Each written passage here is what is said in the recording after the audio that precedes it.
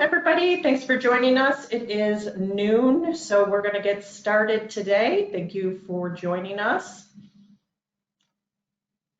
Hopefully everybody can hear and see me. If one of my remote people can just send me a quick note, that'd be great.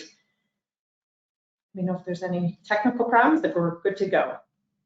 So I'm going to start us today. Welcome and thank you for joining us today for our lunch presentation on best practices of sales tax compliance.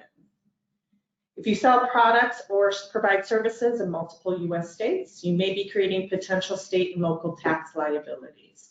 So the question is, once you identify potential liability, what do you do? Tom and Gerad will walk us through best practices, give us some suggestions on what to do and what not to do. I'm Carolyn Powell. I'm the Development Director here at Tronconi Seguir & Associates, and I'll be your host today. Just want to take a minute to point out on the toolbar, it should be on your right-hand side. You should be able to see the handouts of the presentation and information on our experts, and there's also a section in there that you can post questions to our experts. We'll see them throughout the presentation, and you can put them in there. We'll try to answer them along the way. After the webinar today, you will receive a survey from us on the presentation. If you could just let us know how we did, if you have any additional questions or would like to set up a time to talk with Gerad or Tom directly, you can let us know in the survey. If you could just fill that out, that'd be great. So let's get started today so that we can stay on time. Tronconi Seguir & Associates is a certified public accounting and business consulting firm. Tom Mazurek is a CPA with over 20 years of experience in public accounting. He has a broad range of industry experience in manufacturing, food, financial services, software, environmental remediation, and electronic commerce. Gerad has over 20 years experience in public accounting and private industry, and he was a former employee of the New York State Department of Tax and Finance for over 6 years, so he brings another angle to it for us today. He has a broad range of industry experience in the food industry, government, and IT. So I'm going to hand this over to Tom to get us started. Thanks, Carolyn. Good afternoon, everyone. Thanks for joining us today for this webinar. Happy to be doing it today with Gerad. First time we're doing a webinar together. Hopefully first of many. As Carolyn said, Gerad's a former sales tax auditor. You know, he saw the light a number of years ago and, you know, headed over to the good side, I guess you want to say. Got away from the state. This webinar is a continuation of the series of webinars that we've been putting on over the last year or so on a variety of sales tax issues. We have prior webinars out there on YouTube, Carolyn? Yes. On YouTube, on Nexus, especially the economic Nexus issues related to Wayfair. Our last webinar a couple months ago was on voluntary disclosure. And today we're going to talk about sales tax compliance process. You can see our objectives for today. We'd like to be able at the end of the day to kind of show you, give you some examples of what is a good sales tax compliance process. You know, what do you have to do to be able to file your returns, register, and all that stuff, and take care of that in a timely and efficient manner for yourself, for your business. The other thing I'm going to talk about is, you know, how you file a return and how that relates to whether it might trigger an audit at some point down the road. There's some definite issues with that we've seen from our clients over the years. And then finally, what other tools and techniques make your compliance process more efficient? As we've learned in recent years, there's a lot of technology out there, you know, besides just Microsoft Excel or something like that, that can make your process more efficient and allow you to spend more time on upstream value-added activities and not just the rigmarole of preparing and filing sales tax returns. So on our next slide here, we have kind of our idea, our circle of life regarding the sales tax compliance process. And if you notice, there's a box that says Nexus kind of on the outside of that. Everything starts with Nexus. And, you know, we've talked about that on prior webinars. Whether or not you have a connection with the state kind of determines where you need to register, where you need to collect tax, and then, remit those returns and be subject to a Department of Tax or a state taxing authority's compliance range. And this really became an issue for a lot of clients, a lot of businesses out there in 2018 with the advent of economic nexus, which we'll talk about on the next slide. So we're big fans of implementing a very practical approach to collecting and reporting sales tax. We want you to spend the least amount of time having to gather records, your sales data every month to put these returns together. So for us, everything starts with registration, right? You want to register before you start doing business or you start making sales in a particular state. This way, you're not running into issues where you have to do voluntary disclosure, or you're looking back, waiting for the state to come back at you over prior periods where you may or may not have liability, avoids any interest, avoids any penalties. So once you're registered, it's, how am I going to flag or determine whether my products are taxable or exempt? Most of the time, we're going to be doing that in your ERP system, in your financial reporting system, or if you're selling online within the various platforms that you might be using. Part of that too is, collecting those exemption certificates, which I know from some of my clients isn't always, the best process that's out there, and then charging the right amount of tax.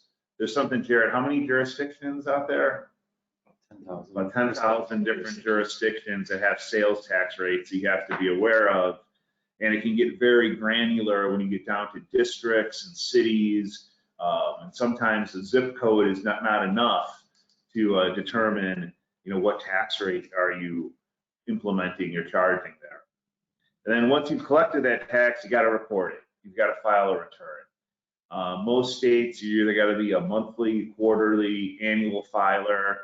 And typically those returns are due by the 20th of the following month. So it's always a process every month to get those returns in. And then you registered, you collect your tax, you reported it, and then you get a letter in the mail or you get a notice on your online system from the state that something's wrong.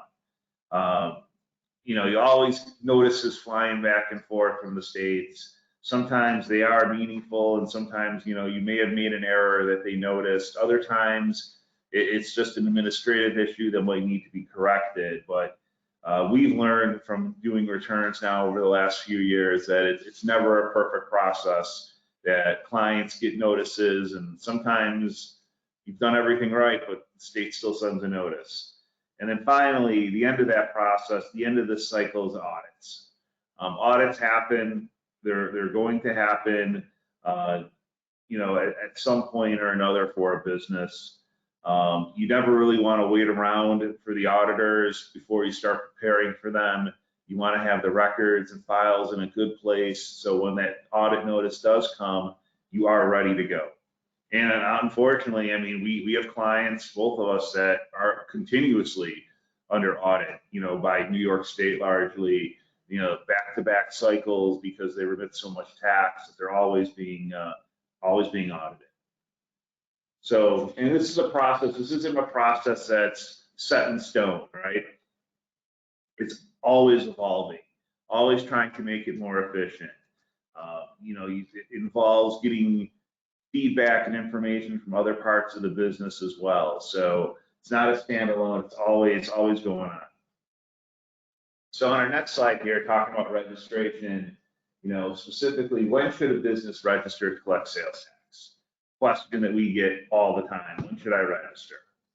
Well, up until a few years ago, you only needed to register and collect sales tax if you have physical presence in a state.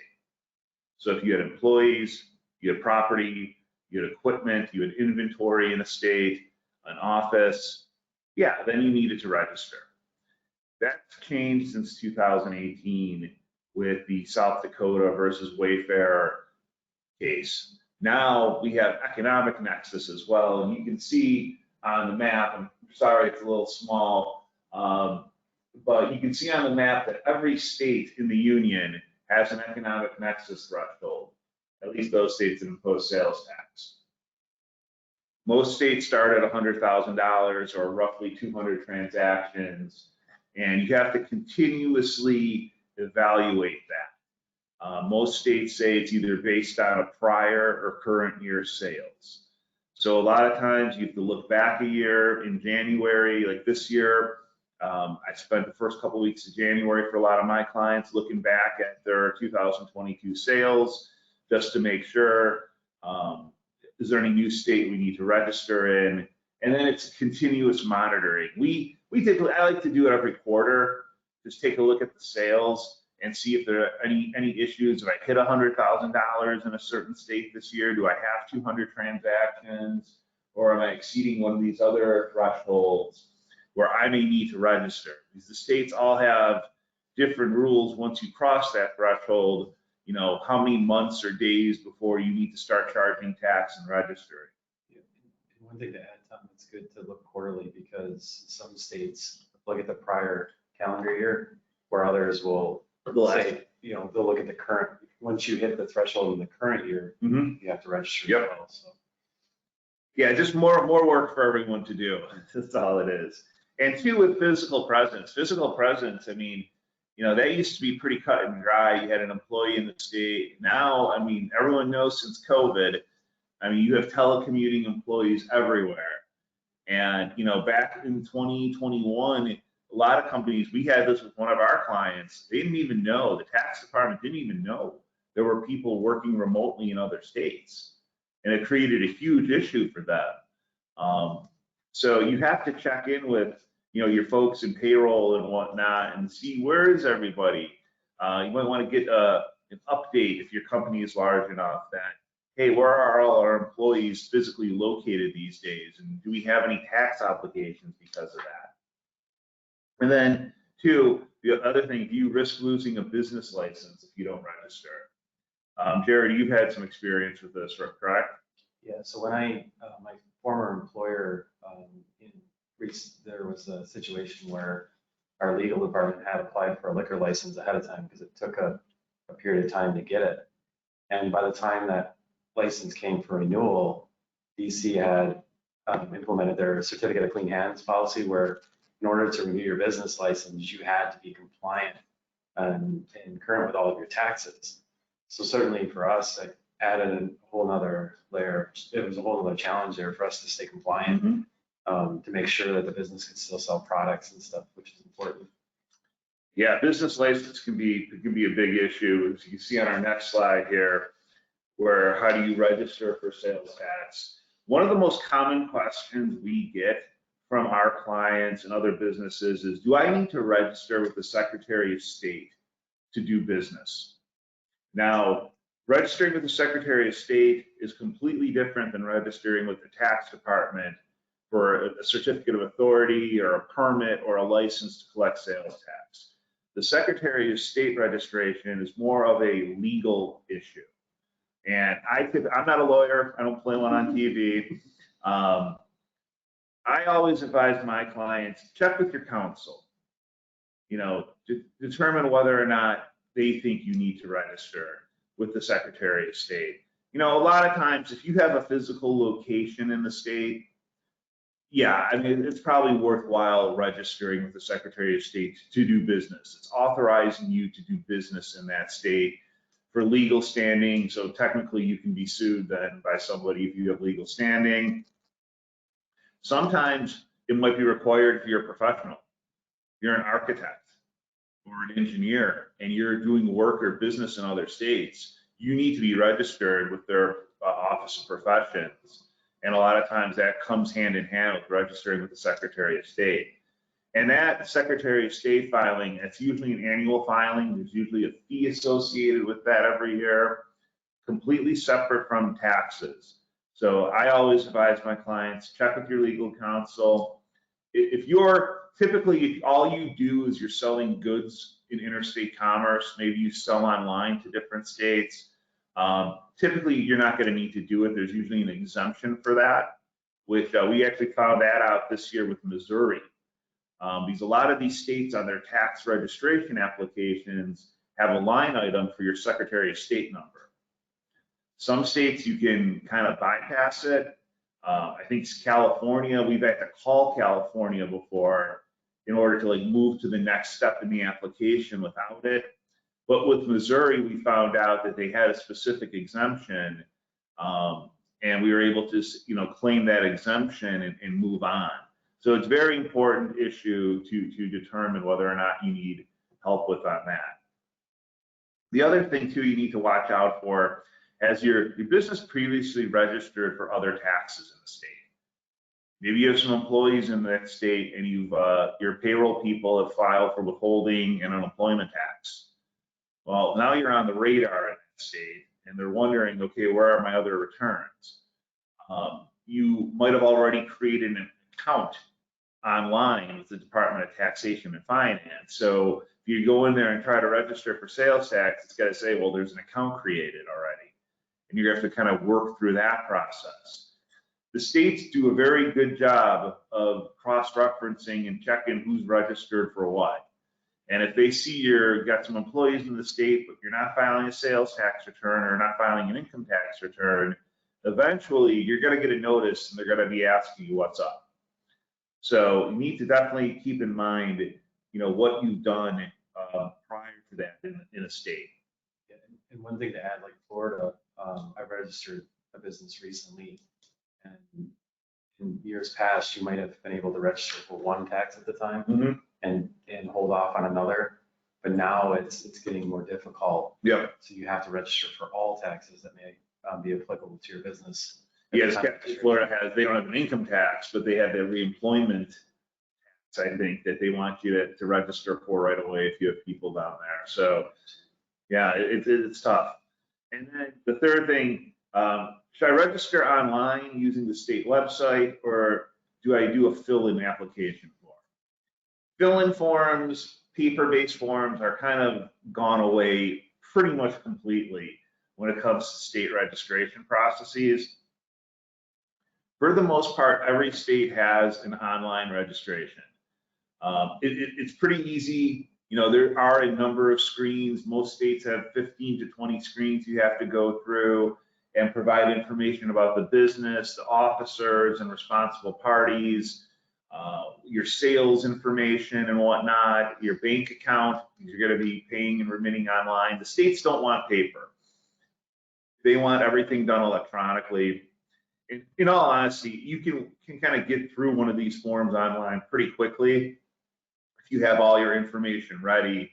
Typically what we do when we register our clients, we send out a questionnaire that asks every possible question that we've ever seen on one of these registration forms. And then this way we have all their information. So 2 or 3 months from now, if we have to register in a couple other states, we're not bothering our client again. We already have everything.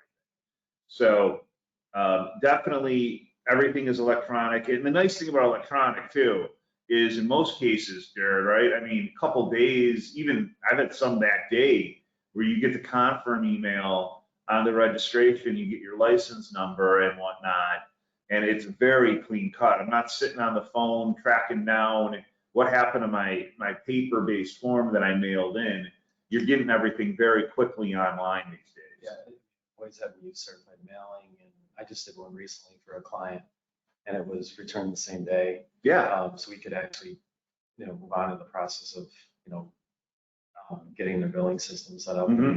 That's kind of the second part of the registration these days is, once you get that license or you get the actual certificate of authority, then you have to kind of go back in and set up the online account in the state system.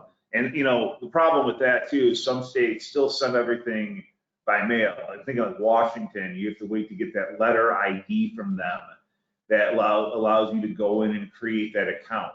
So you still have to be vigilant and look for the correspondence coming in from the states, but everything is way easier now online with registration. Yeah, that's a really good point, because you can register online, but for some reason they still want, for security purposes, mail you certain identification numbers and stuff that you have to use in order to move forward. Yeah, So yeah, it's a lot of fun. So that pretty much covers registration. I'm going to turn things over to Gerad here to talk about some collection and some billing system do's and don'ts. So once you register your business in a jurisdiction, kind of the next step is you have to set up your billing system to be able to collect the tax, timely from your customers. Otherwise, you might be on the hook for the sales tax. And one of the key things about sales taxes is, as a fiduciary, it's your obligation to collect those dollars from your customer if and when it's due, and then timely remit that to the state. So certainly, if you don't do it timely, it puts that burden on your business, and that's something you want to avoid.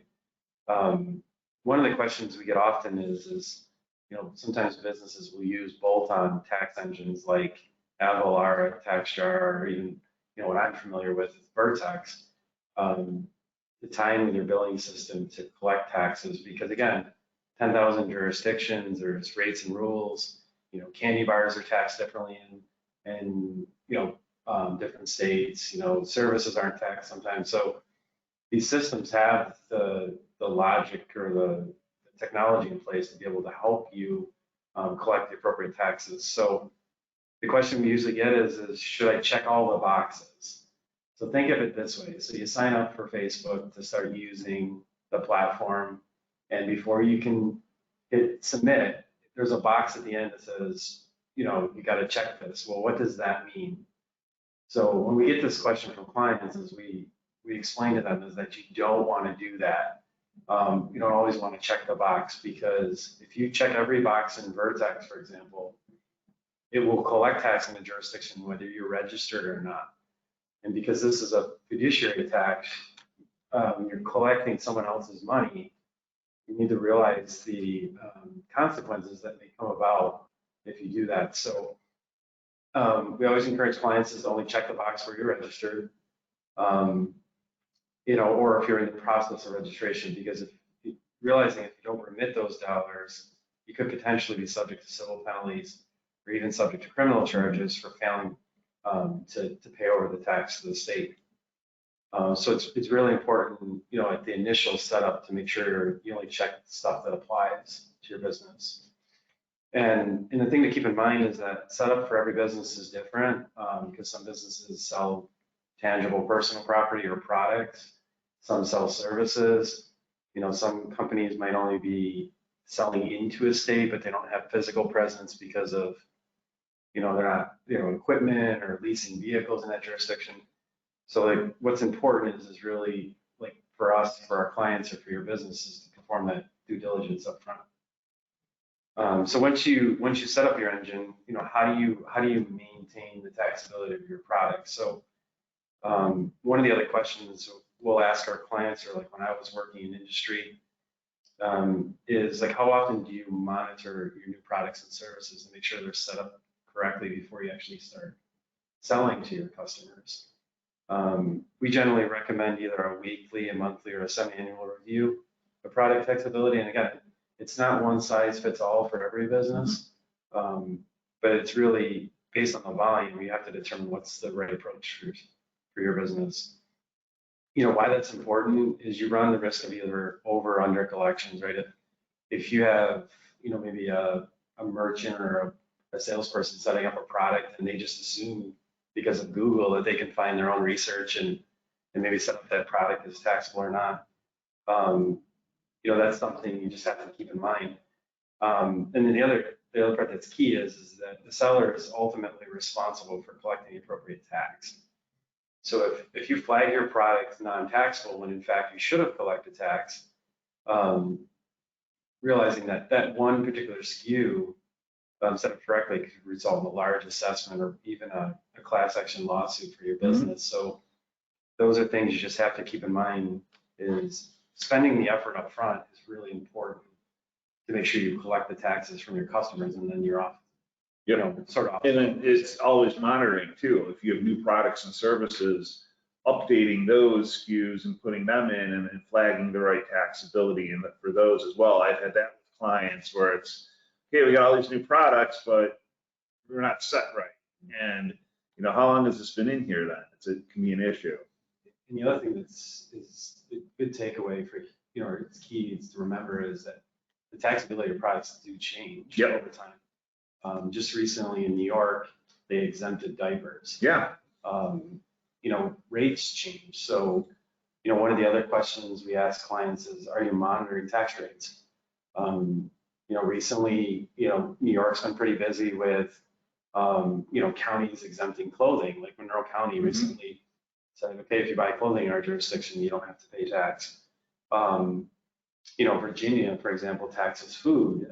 They reduced their rate from like 2.5% to 1%. So these things are really important because, yeah, sure, the customers could inform you of those rate changes, but it's always better because, otherwise your customers would be paying more to come to your location than maybe your competitor. Yeah, and you have to be careful. Food, clothing, the latest is with feminine hygiene products, with baby products like diapers. Those are all really hot button issues with a lot of states changing the taxability and making those products non-taxable in the last couple of years. Yeah, so one of the tools that we use that it's out there is CCH or the Thomson Reuters that have their tax research tools that, have messaging services that can communicate that type of information to you. The other option for you is either, using just a generic search engine, or some states will offer messaging services as well. So on to invoicing. Some of the things we ask our clients is, do you ever consider the wording you use on your invoice, right? Can that impact the decision that you make for whether you collect tax or not? And really, like how often do you review that? And what also is important is, does your invoice align with your contract or service agreement? Sometimes we find that, maybe a business is limited with how they can describe something on an invoice versus what they may disclose in their agreement. And sometimes when that information conflicts, it creates controversy on audit. And oftentimes it may lead to an assessment that you spend a lot of resources fighting or trying to get reduced, so it doesn't, impact your business. So that's certainly something you always want to take a look at. Because give an example, in New York, they have capital improvements, which are exempt from sales tax. But sometimes I've seen contractors describe that as, well, it was an HVAC replacement / repair. Yeah. Well, what really is it? Is it a replacement? And the auditor doesn't know. And they don't. The auditor sees repair and they think it's taxable. So yeah, you have to be very careful with your wording because it's definitely can trigger an issue. Yeah, and ultimately burden of proof is on the customer or on the business to prove whether something's taxable or not. So one of the other things we see, again, because not every state treats something the same way, is, does your business, do they supply labor, or do you charge a delivery or a service fee? And you'll see on the slide to the right, that's just an example of a restaurant delivery company who will charge their customers service and delivery fees. And, when you go into certain states, the tax treatment is different. There's many states that don't tax delivery fees. There's some states that will tax the delivery fee if there's one item in the basket that's subject to tax.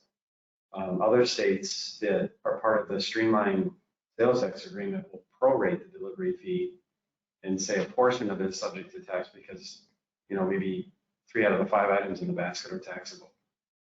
So it's really important to understand how the jurisdictions you're in, how they treat those. And the advantage is that the state doesn't tax the delivery charge. You want it separately stated on your invoice, because if you don't, then that's part of the receipt that's subject to tax. So, so it's really important to make sure your invoices are clear and that they align with your contract. And that's one thing too with with shipping and handling on a lot of the online platforms that are out there. They'll ask you, they'll say, we're not charging tax on this because it's not. Like, you don't want to override things like that, because then automatically you might be charging tax on sales on like your shipping or handling when you don't need to. So these systems, they're very user friendly, but they start asking questions and it's like, oh, well, I don't know the answer to that. Should I guess? No, what do I do here? So you need to be very careful with your setup. You don't want to put your business at a competitive disadvantage because you're charging too much tax. All right, so exemption certificates. Oh boy. One of my favorite topics. Absolutely. So one of the questions that I always ask, clients is, right, do you actually collect resale exemption certificates? So your customer could communicate to you that, well, I'm exempt from tax, and you could take them at their word, certainly, and that's fine, and not charge them tax. But the first thing will happen under audit is the auditor will pick those up as transactions you should have collected tax if you don't have the certificate. So it's really important to make sure that if your customer says, I'm making a purchase for resale, and that state has a specific form for resale transactions, that you ask them to fill it out and collect it from them. Yep.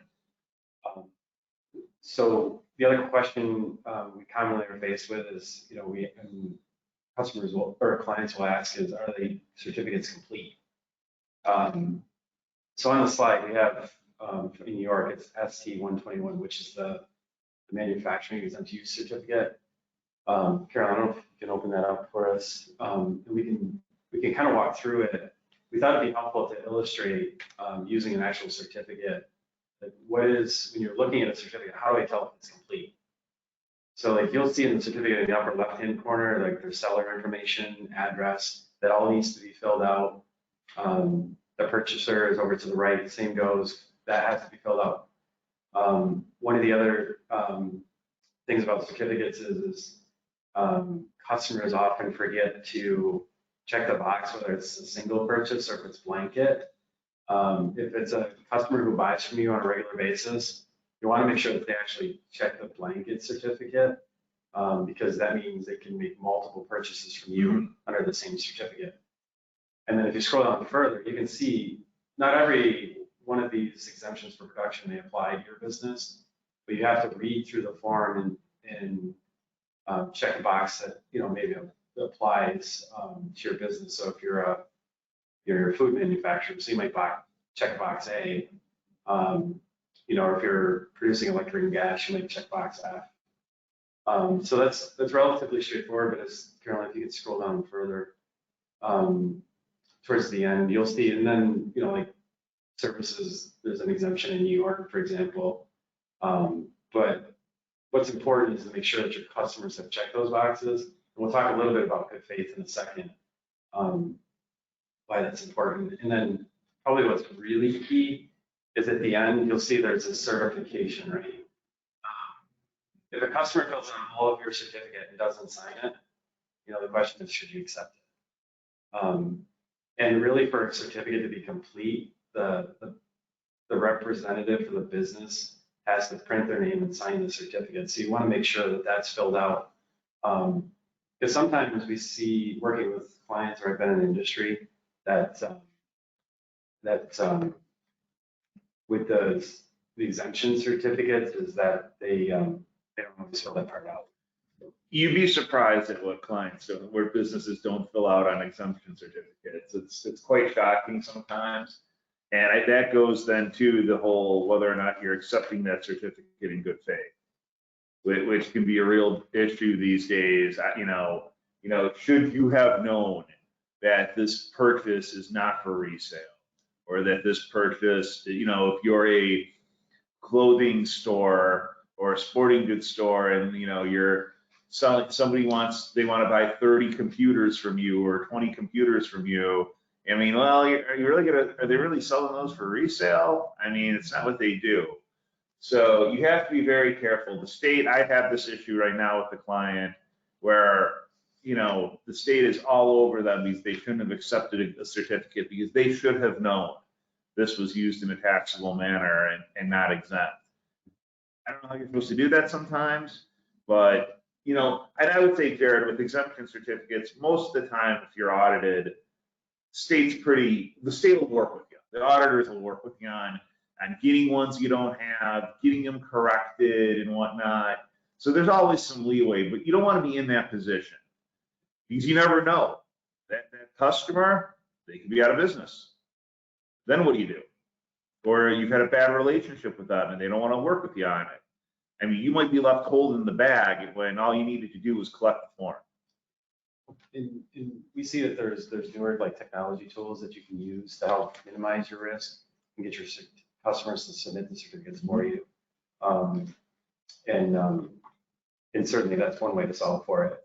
One thing it's just quickly to point out is that like exempt organizations, they're not exempt in every state. So what's really important is getting this information up front, because chasing it down after the fact is pretty tough. Yeah. So how about we'll move to the next slide and we'll talk a little bit about reporting. So oftentimes you'll see here, we didn't put tax engine on here, but we'll quickly talk about the difference between Alteryx and Excel, and whether to use that or a tax engine software. So we like to recommend to our clients that you use an automated solution like a tax engine software, which is the best for aggregating data. Again, no different than collections. They have the rates and rules in place to summarize your data versus you having to build it on your own using a process tool like Alteryx or Excel. We do realize Excel is a really favorite tool, it's a tool in favor for most businesses. But you really should spend the time to figure out what is the right tool for your compliance team based on your volume and the jurisdictions that you're in. Recently, we worked on a project where there was a client who was spending about 8 or 9 days doing sales taxes for 10 states. And we got it down to about a day by switching over to a software tool instead of doing the work in Excel. Really using Excel to aggregate the data. It's a great tool, but you can spend a lot of time building the process. But there's other tools like the engine and the Alteryx system that might work better for your business. Yeah, and the nice thing with the engines like an Avalara or a TaxJar or Vertex is they have the API. They interact with your system so that the rates get charged correctly. They're the most up-to-date rates. And then, once the month is over, they have all their sales data, so you can pull down those reports and, use them to prepare your returns very quickly and very efficiently. Yeah, so as you move into different states, as your business grows, you should always evaluate, whether you stay with Excel or if you move to, a system like Vertex or. Oh, for sure. So marketplaces, this is becoming a challenge for a lot of businesses is understanding the rules as it relates to marketplaces and reporting, because some businesses will engage software platforms like Shopify to help them sell products and services via the web. And then there's other businesses that will partner with either Instacart or Amazon Marketplace to connect with customers. And what's really important here is to draw a distinction between the three is Shopify is a platform, you're responsible for collecting and remitting the taxes. Unlike, on the other hand, like Instacart or Amazon Marketplaces, there's special rules that relates to marketplaces, and because the state deems them to be the retailer, is that they actually collect and report the sales tax and takes you off the hook. But that's not every state's the same. Virginia has an exemption, New Jersey does. So it's important to spend the time to understand, even though you're not connecting with the customers, do you still have a collection responsibility? Yeah, and I think one thing a lot of online sellers I've seen, maybe you're selling your goods on Amazon Marketplace, you're a marketplace seller. You don't have to worry about the sales tax there. But if you have your own website that you're maybe using Shopify or WooCommerce or one of those platforms, well, you're making your own sales. So you have to report those sales and collect the tax and remit it. But you also may have to report your marketplace sales then too, as exempt sales or as a deduction or whatnot. So it can get very confusing when you have multiple channels that you're selling online these days. So when it comes to accuracy of returns, what should you keep in mind? So in many states, there's exemptions for products, exemptions for customers. And the states use information from your returns for audit selection. So, and why we bring this up is it's really important to make sure that your gross sales include everything, taxable and exempt. And when you get your data from your billing system, is to make sure that it populates correctly in the return. So when you look at the image on the slide, is we actually filled out this return assuming the customer had sales that were subject to a certain rate and exempt sales with certain products and customers. And you'll see is that what's probably the most important thing is after you complete your return, does it actually reconcile to your total sales that's in your ledger or your billing system? And that will save a lot of questions and grief, when it comes to audits, should, your business be selected for audit. On the next slide, continuing with accuracy returns is, we just want to draw out, like if we showed this example of Connecticut, a Connecticut return where you have sales that are subject to 2 different rates. So it's important to make sure that you report your sales in the right buckets on the return. All the tax that you collected is at that rate. That may be the first time you see where you were charging less than you should have. And then how do you respond to that? Maybe you've got to pay the difference. But what's important to note is that, some states have state level, some have county level taxes. And, some states have special schedules, which we'll talk about in a second, where you have to make sure your data flows correctly on the return. It adds up to the liability you've collected and that you pay over all the taxes that you collect from your customers. So on the next slide, just showing a quick snapshot of scheduling, which is the clothing schedule for New York. In New York, clothing is subject to a special rate. They also require you to report that separately on the return. Just a good example of, like if, say for example, like if you're Abercrombie, right, and you're selling clothing and you don't report any clothing taxes, it's a pretty good chance you're probably going to be audited. The state would know that your business is clothing, you're a retailer, you should be collecting these taxes. So it's either A, you haven't, or you're just not reporting on the return correctly. So increases your chances for an audit. Use tax. Does your business make any purchases where, sales tax wasn't charged? And maybe that's correct, maybe it's not. But what we find sometimes too is there's businesses who are in manufacturing or R&D, who might be performing a third-party transportation service. And depending on where they're doing business, those states may provide an exemption for certain industries. And that might be right.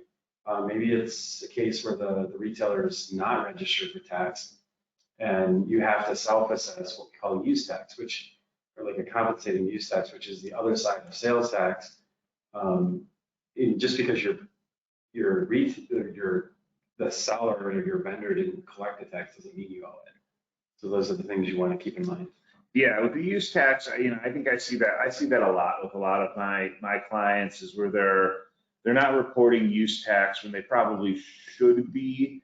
I mean, things have gotten better since 2018 with all the states implementing economic nexus. There's more and more out-of-state vendors who charge tax now, but there are still some out there. And like Gerad said, if you're a manufacturer, sure, most of your purchases, your equipment, parts, resale items, they're going to be exempt from tax. But there are other things. You'd be buying office supplies, you'd be buying computers from somebody online.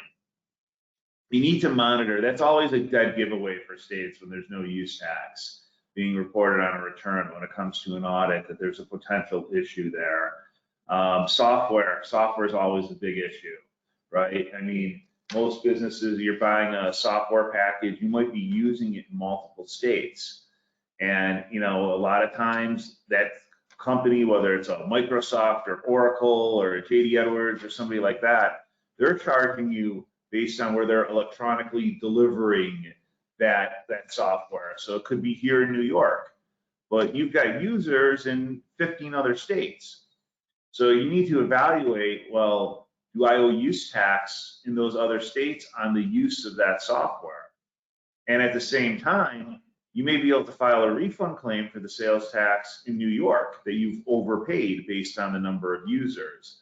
A lot of states, this would be a whole lot easier if all the states had like a multiple points of use type exemption certificate, but they don't. So these vendors are kind of stuck. These software vendors, they don't want to get audited and they don't want to have to pay your tax that, by not charging you. So they're just going to charge the tax. And it's kind of up to you to figure out whether or not where I owe it and whether or not I owe it in these other states. So that's been a very common issue with use tax in recent years. I mean, I think, again, it's mostly the problem's going away a lot of times from out-of-state companies, but, we still see it. We still see where, purchases are taxable and they're just not being charged tax on them. So you do need to look at that use tax issue. And probably the best thing is to understand if your business has an exemption, and if it does, provide the certificate, at time of purchase, and it saves you having to request a refund. Oh, for sure. For the tax. Yeah, that's the other thing. Yeah, your suppliers love when you short pay. They try to short pay the tax then too, because that just creates multiple issues for them. And then, as we're talking about that with overpayments, are there issues where you've overpaid your sales tax, right? If you're a manufacturer, I mean, did you provide that exemption certificate that Gerad showed earlier, that ST-121? Maybe you did, maybe you didn't. Maybe it's a new company, new supplier, or they changed ownership, and they don't have the old certificates on file. So you could be paying tax that you can get a refund of. And how do you go about that, right? I mean, a lot of states you can just take a credit right on your monthly or quarterly return. Upload the documentation in some cases for that. I always kind of feel if it's been a year or so and you haven't looked at that, or a couple of years, that you just go and file a separate refund claim. You come in, you look at the last couple of years worth of your purchases, your capital, your expenses, and say, is there anything here I've overpaid on? And just file one big refund claim, directly with the state, and keep it out of the return process, the compliance process. Yeah, and one thing to add about submitting refund claims is sometimes that will depend on the size of your business and the size of the claim, will trigger an audit. And the state will perform a health check per se to make sure that you've paid all of the appropriate tax before they refund overpayments. Yeah, New York's pretty good about that. I've never really seen a refund claim trigger an audit here. I don't know about you, but I mean, I know other states for sure. If you're asking for money back, they're going to come back and get their take on it too. But the one thing we do for our clients is when we look at the business, we make sure before we submit a refund claim, that you paid any tax that you might owe to. Yeah, make them aware that there's potential issues there too. You don't want to. Yeah, you might be getting $50,000 back, but if there's $75,000 that you owe, you might want to reconsider that. So, and the other issue with overpayments too that we always see with manufacturers is, are you paying 100% sales tax on your electric and your natural gas use? Because that's one thing where we see, there are exemptions for the production use. Utilities that are directly and exclusively used in a production process are exempt from tax. And it, requires a little work sometimes to determine that amount of electricity and gas that's exempt, but it can be done, and you can be saving a lot of money on sales tax by doing that. And that's one of the webinars in that YouTube link that'll be out this afternoon if anybody wants to go back and rewatch that. Yeah, my partner Andy Toth is an expert in doing the utility studies and working with our engineering friends to come up with the exempt percentages of use there. So very valuable. Definitely some money sitting there. Mm-hmm. So moving on, we're getting short on time here, getting to the end. Notices. We talked about getting in notices. Notice from the state. I have clients emailing me notices every day that they receive. Sometimes they're just a notification that, hey, your filing status is changing from monthly to quarterly, or we have rate changes in XXX jurisdictions that you need to be aware of, or hey, we're not accepting paper-based returns anymore, which I don't know who files paper-based returns anymore anyway, but so that's one kind of notice. The other notice you get is, hey, you filed your return late, you didn't pay the right amount of tax, we've calculated a different tax due on this, or there's some kind of issue. So how quickly you want to respond to these. Most of these notices say like you have 30 days, 60 days to respond, or it becomes an official assessment or a bill that goes onto your account. So you want to take care of these in a real timely manner. The first thing you might want to do, you want to call the state about the notice. It depends. If there's a number on there, a specific number for somebody to talk to within the tax department, then maybe it's a good idea. If you're just going to call the general number, I would avoid doing that, because they're going to be directing you to 3 or 4 different people. No one's going to be able to help you, and it's pretty much going to be a waste of an hour or 2 of your time trying to get through it that way. Most of the time these days, like Gerad said in the past, you usually get to respond to stuff like this with certified mail. You prove the date you responded to it. Most of the time now you can respond right in the portal, right in your online account, to respond to these notices. Pay the notice online, protest the notice online, or whatnot. A lot of times it's a relatively minimal or minor issue that can be kind of addressed very quickly. So definitely you don't want them lingering out there, because then they kind of evolve into a bigger issue at some point. And one thing too is you'll want to make sure you maintain your contact information, because some states are sending notices via email instead of the mail. If you check the box, to switch to electronic communications. So it's something to just keep in mind. Yeah, who's getting that notice? So you can respond timely. Yeah. And then, what are some good practices for avoiding a tax notice? Just, you're going to get them. I mean, you could do everything right and file timely, and then something's still going to kick out about something. One of the issues that we've seen a lot is debit blocks on bank accounts. I mean, you might be, as a third-party preparer, we have our client's bank account we're paying, but sometimes we've run into issues where they've had debit blocks on their accounts and the money doesn't get withdrawn. And the state sends a notice saying, hey, you filed your return, thanks, but you never paid us. So you have to sometimes dive down the rabbit hole and find out, oh, there was a debit block. Well, we got to get that removed, or put the right code in to remove the debit block. The other thing too is you just want to start early. Start early the next month. In the first few days of the next month, start on that return. Get your data right, get good data in early so you can look at it. If there are any errors, you can reconcile it, because believe me, the 20th comes on you quick. You get a couple weekends in there, you get distracted by something else, and all of a sudden it's the 18th or the 19th of the month, and you've got a ton of work to do with filing the sales tax returns. We always like to file them a couple days ahead of time, just to make sure that everything's going to get paid and taken out of the bank accounts. Well, some states won't even take it out of the bank account till the 20th of the month anyway. I've noticed that. But you don't want to run into an issue. Florida's got a weird issue about if you pay too late on the day of the return is due, it goes to the next day. So there's the stuff like that you want to take care of. All that helps avoid creating any problems or issues with the state, right?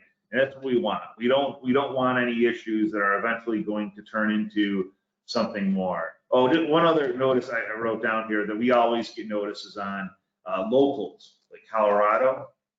You might have have to file local returns with some of the home rule cities, and that's a whole other discussion.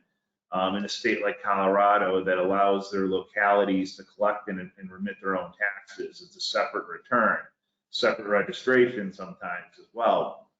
We run into the issue where we might have a sale in March in one of those jurisdictions and then nothing again till June or July. And sometimes we've seen that those returns slip. They slip through the cracks, and you forget about them because there's nothing to report. You always get those locals, oh, we want $1,000 because you failed to file our return. And then you just go file your zero returns and the notice goes away. But the locals are tricky, always something to watch out. They generate a lot of notices. And then sometimes worse comes to worse, right, Gerad? And End up with an audit. you end up in an audit. And really here, what we want to talk about is, what are some of the things you can do to hopefully minimize your chances of an audit. And what we see, in my experience in industry, working as an auditor, or having, representing clients is that, oftentimes if you show zero on your return for use tax, and the state looks at your NAICS code and says, oh, you're this type of business, they've got to have some use tax, right? And it's changed over time because of Wayfair. But again, there's still businesses that aren't collecting sales tax from you when they should. So you have to self-assess. So you need to evaluate your purchases, make sure you're paying the tax you owe. But No, and you're going to talk about that with exempt sales. Yeah, What that causes. yeah, and one of the, oftentimes you'll see businesses report taxable sales, gross sales, when in fact they have tax exempt sales. And the businesses or the state is expecting that. Again, just another reason for the state to say, oh, we should do an audit of that business. Well, because they have they're looking at the percentages. They're looking at your taxable sales to total gross sales percentage, and they know because they're running those numbers for every company filing in New York State what that average percentage is. And if that's off, I've had many auditors say that to me. Hey, we're auditing you because you have no your sales are all taxable, or your taxable sales are below the ratio that we typically see for this type of business. We want to kind of see what's going on. So definitely, I mean, you got to report those exempt sales correctly. And then one of the other tests that the state will do, because they have access to the same data analytics tools that industry has, is they'll compare your sales tax returns to your income tax returns. And oftentimes the people preparing sales tax are different than income tax. Yep. And your income tax, if your income tax exceeds your sales tax returns, they may flag you for an audit. So, and what that underlying message is that you're probably underreporting for sales tax. So are you missing a bucket of sales? And then lastly, we offer up, like what's the best strategy to manage an audit? We generally like to focus on the offense, versus being defensive and, responding. So when you get the work papers from the auditors is, what are some of the things you can do to stay a step ahead of the auditor? We always like to drive the audit. And what does that mean? Is, you might get an information request from the auditors and, do you have to respond to it? The answer is yes. Do you have to provide everything? Maybe not always. Yeah. No. And they'll ask for stuff, they'll reach, they'll ask for stuff that you really don't need in order to do Board the minutes. field tax. I mean, you need that for it. But that's, if you don't understand the process, reach out and get help. It's really important. Because once the transaction is on the work paper, it's much more difficult to get it off. Yep. Than it is to get the right information timely to the auditors and kind of help control the audit or, anticipate the questions they're going to ask. And from my experience, having worked on both sides, I generally have an idea of the process and where the auditor is heading, like some of the questions they're going to ask. So that helps me be more prepared to respond, to the audit and hopefully minimize any liability they may try to assess. So. Great, thank you guys. That was very valuable information and we're right up on 1 o'clock. If anybody does have a quick question they want to send, you can send it over now, but otherwise, again, you can also include that in the post-webinar survey that'll be coming out to you. If you could complete that for us, that'd be great. Give us some feedback. Our next webinar will be May 9th. We will be discussing business valuations and establishing a purchase price on a business when you're looking to buy or sell. So that'll be our next one that's coming up. We have a couple other ones also too, so I'll be sending emails out on those. Yeah, if anyone has any questions, I mean, we have a couple minutes here. I see there's one question on temporary labor has been determined to be taxable in New York State. I think temporary labor, Jared, I think it's taxable depending on what the service is.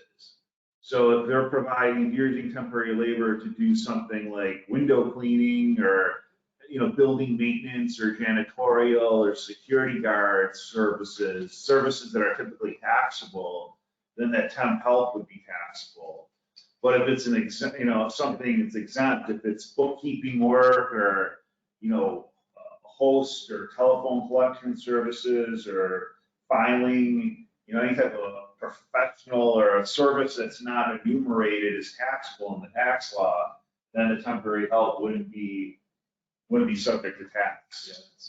If New York doesn't have any provisions about the fee, like Pennsylvania has that collection, the contractor The fee. help supply. Yeah, the help supply, yeah. Yeah, no, that's correct. It follows the treatment of the Service, yeah. the service. Great, well, thank you guys. I will have a follow-up email coming out to everybody with a link to the presentation and the recording if you want to go back and listen or recatch something. Thank you for joining us today, and we'll be seeing you again soon. Thanks, everyone. Thank you, everyone.